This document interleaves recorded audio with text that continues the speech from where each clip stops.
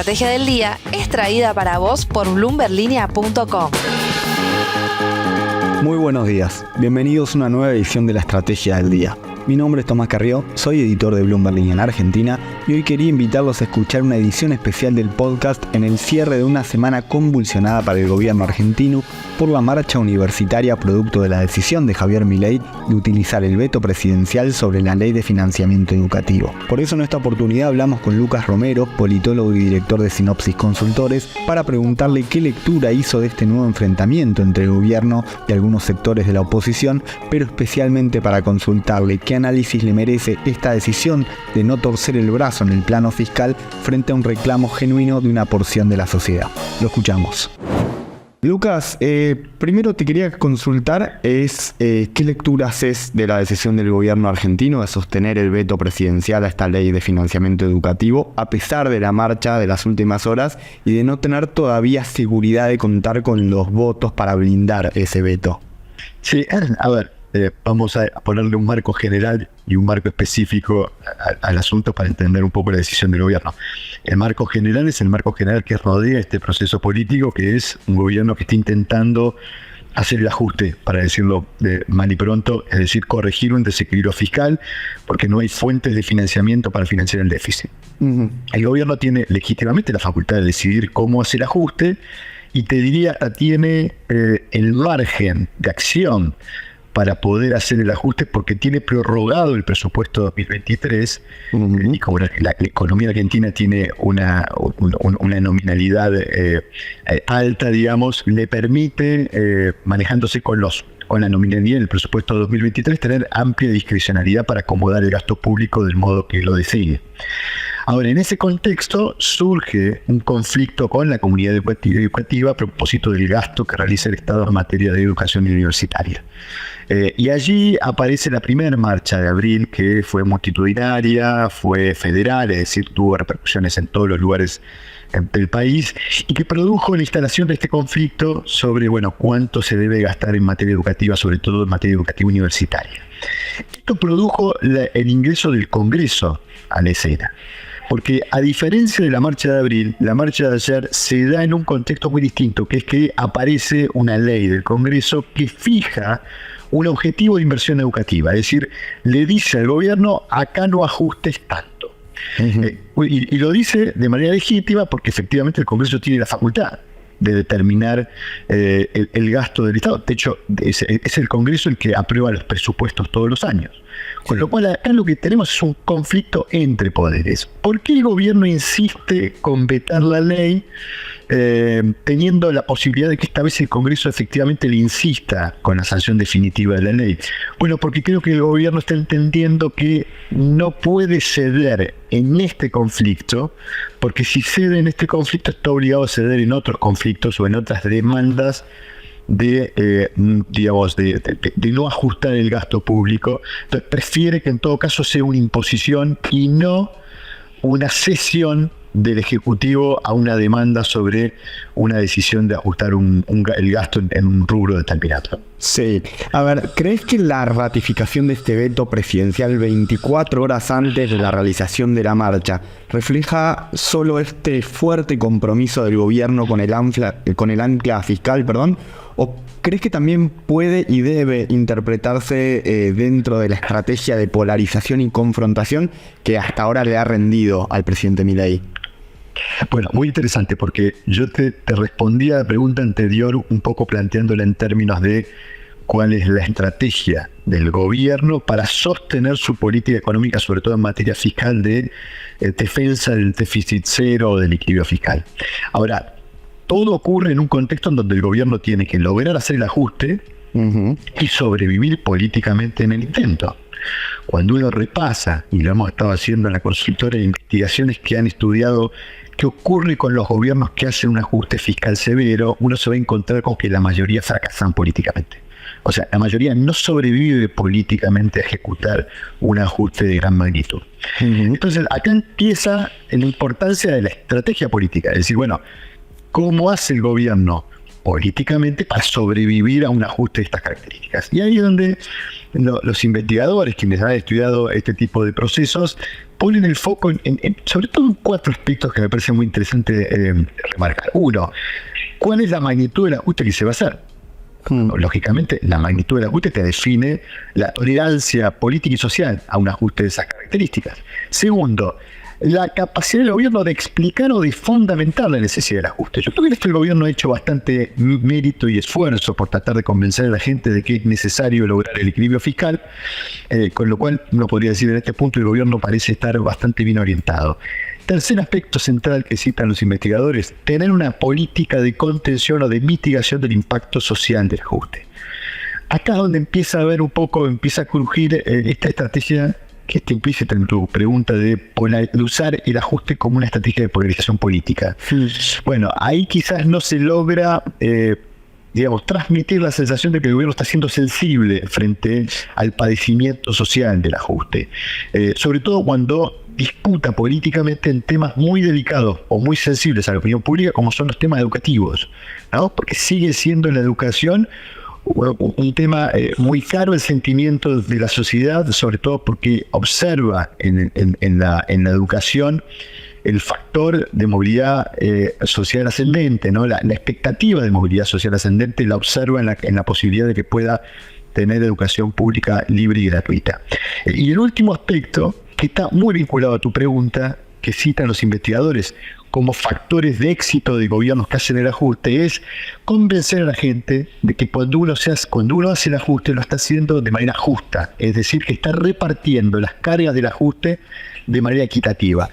Y acá es donde me parece que al gobierno no le conviene utilizar este conflicto como un conflicto para polarizar políticamente con la oposición. ¿Por qué?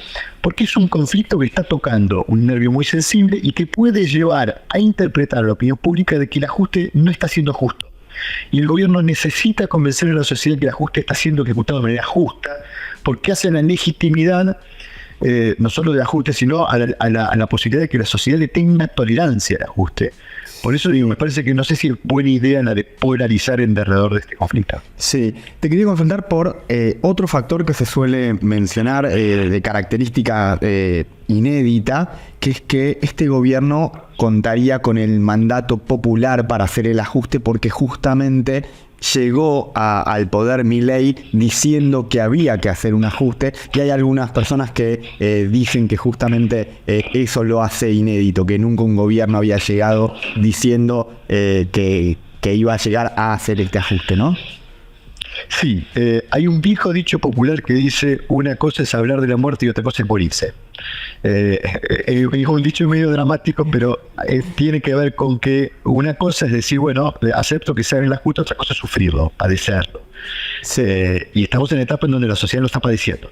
Entonces, esto de que tiene el mandato para hacer el ajuste es relativo en ese sentido. De hecho, estamos observando en indicadores de opinión pública algo que nos parecía que iba a ser natural observar, que es un incipiente proceso de erosión o de desgaste del gobierno en materia de apoyo social, en un contexto donde la economía todavía no responde en los términos que el gobierno quería o pretendía que respondiese después de la primera etapa de correcciones. Entonces, es difícil sostener que la sociedad le va a tener paciencia infinita al gobierno. Es muy probable que la sociedad empiece a malhumorarse si la economía no recupera, con lo cual la idea de que el mandato social para hacer el ajuste está garantizado es relativa en ese punto.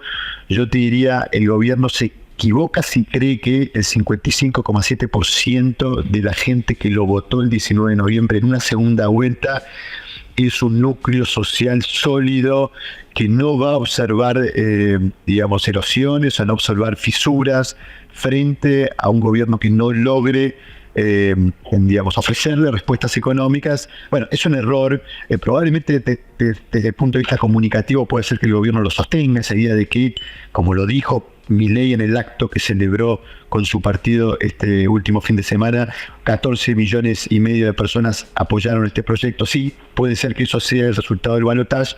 No creo que sea buena idea pensar que esos 14 millones y medio de personas sostengan su apoyo en un contexto donde la economía no ofrezca soluciones o mejoras a la vida cotidiana de la gente, ¿no? Con lo cual es un gobierno que va a sufrir lo que sufren los gobiernos que hacen ajuste, que es la posibilidad de que empiece a crecer el mal humor social respecto de ello, con lo cual necesita lograr ordenar la economía antes de que se le termine de desordenar la política. Creo que ahí está el desafío de este gobierno. Por eso, además de tener buenas decisiones en materia de política económica, el gobierno tiene que tener una buena estrategia política y mucha pericia política para poder ejecutar el ajuste y no morir políticamente en el intento.